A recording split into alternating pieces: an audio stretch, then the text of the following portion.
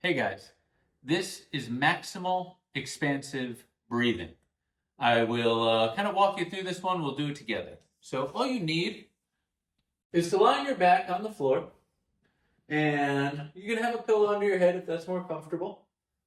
And we're going to put one block or shoe or object onto our belly and one block onto our chest. And this is just going to provide a little bit of feedback for us. When you start this process, I want you to go in with an observational mind. And I want you to start breathing normally in and out through the nose. Everything's going to be through the nose.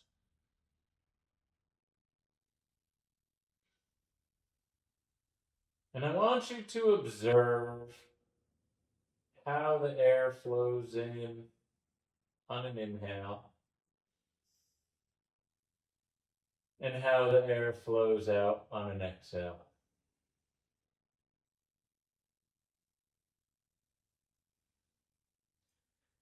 And I want you to observe the four parts of the breath. The inhale, then there's a pause. The exhale, then there's another pause.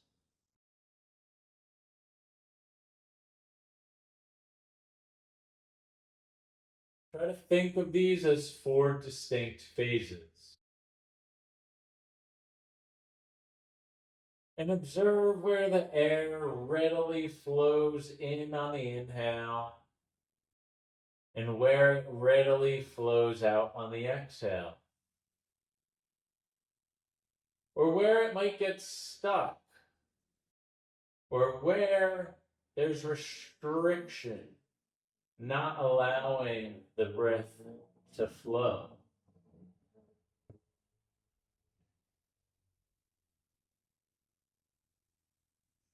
After we observe where the air naturally goes and how the air naturally leaves, the next steps are to start slowing down each of the four parts of the breath.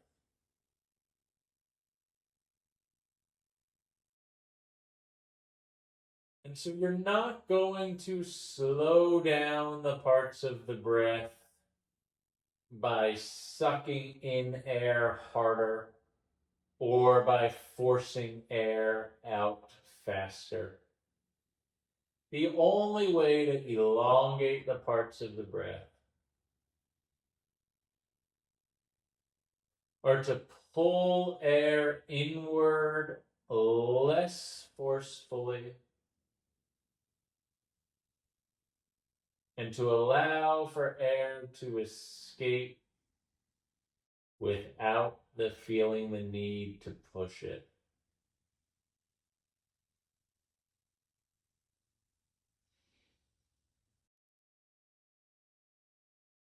On the inhale, try to draw air in through the nose with less effort and force, which will elongate the amount of time that you can actually inhale for.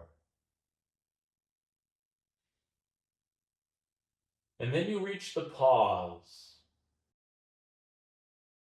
Hold the pause until you feel the first physiological signal to let the air escape. Don't resist the signal. Don't try to hold your breath. Just allow for air to slowly leave the body as soon as your body is telling you it's time to exhale.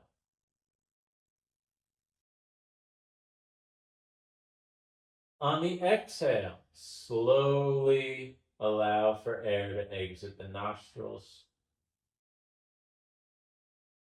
until you feel fully deflated.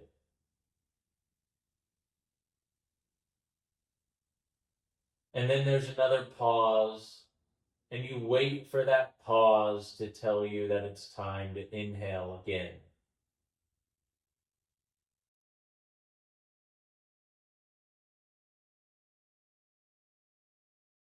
Now that we've elongated each part of the breath, you are going to try to keep that slow, steady rhythm. We're going to switch our focus over to how the torso should fill with air in maximal expansive breathing. And what I want you to think about now is that your torso is a balloon. And the opening of the balloon is the nostrils. When I put air into a balloon, it inflates equally in all directions at the same rate and at the same size.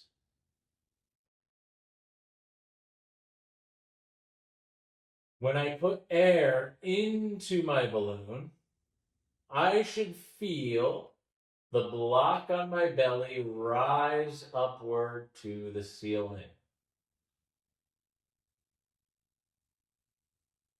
I should also feel the low back, the portion of my body that's directly under the block, in contact with the floor. It should expand downward into the floor and outward from the sides.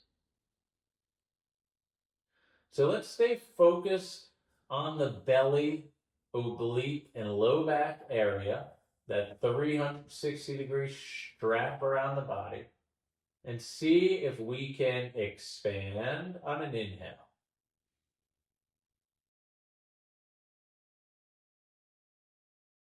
And deflate on an exhale.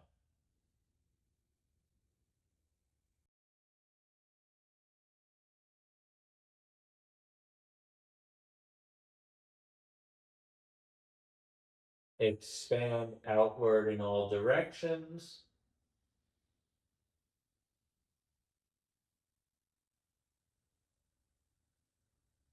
And deflate back inward towards the center.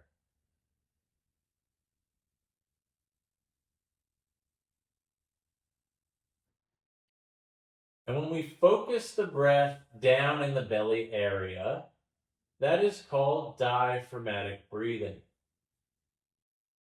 But we want to focus one step further onto maximal expansive breathing.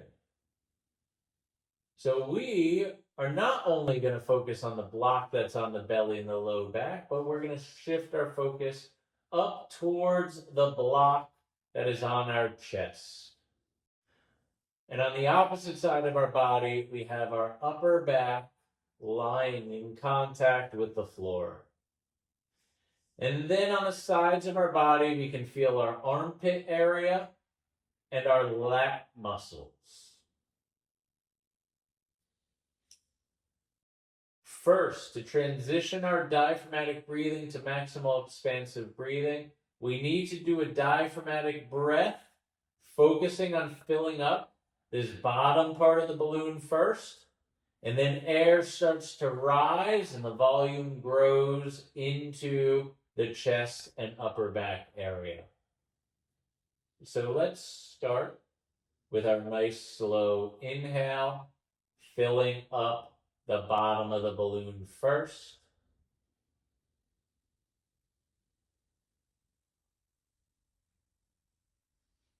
And filling up the chest and upper back second. And then there's our pause. And then we listen to the body and we allow air to escape from the top part of the balloon first.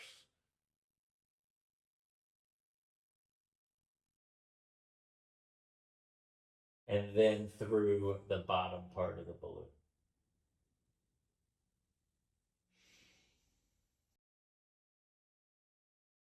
Feel the armpits go out on an inhale. Feel the obliques expand on an inhale. and then feel them deflate back to center on the exhale.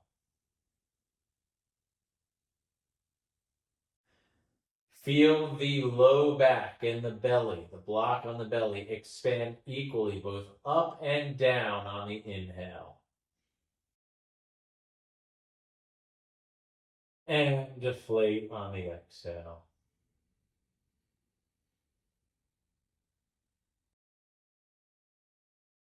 Feel the block on the chest and the floor of the upper back expand after the belly and the low back on the inhale.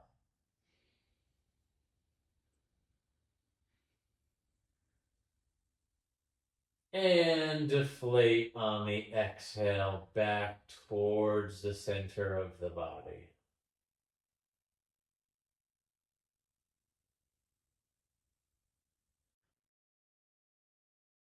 The final layer of this is to keep the pelvic floor relaxed. That is the distal end of the balloon, exactly opposite of the opening. So if the opening is my nostrils, the pelvis is the distal end, the exact opposite of the opening. That part should also expand on an inhale. So we should feel our pelvic floor push downward towards the floor, downward towards our feet, and outward away from the center of our body. On that inhale. You should also feel the SI joint kind of open up a little bit. It's in contact with the floor. And then on the exhale, it all circles back, or it all deflates back to center. So the keys of mastering this are slowing down the rate of pulling and the rate of pushing air in and out of the body. Doing it all through the nostrils and figuring out, how do I use less muscular effort to bring air in and out of the torso? And then finally, always visualizing your torso as a balloon. And the balloon always expands outward equally in all directions, into the floor, up to the block, out to the sides. And it deflates always back to center into a smaller deflated balloon. Practice this for a few minutes a day. It should help decrease any stress and tension. That is maximal expansive breathing.